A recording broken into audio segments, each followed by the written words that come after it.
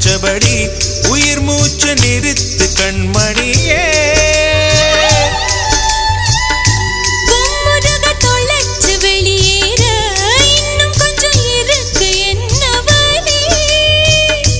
மழை அடிக்கும் சிறு பேச்சு, வெயில் அடிக்கும் ஒரு பார்வை, உடம்பு மண்ணில் புதையிற வரையில் உடன் வரக்கூடுமோ?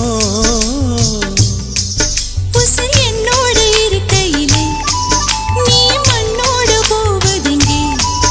அடவும் சீவனில் நான் இல்லையா? கொல்ல வந்த மரணம் கூட குழம்பும் ஐயா.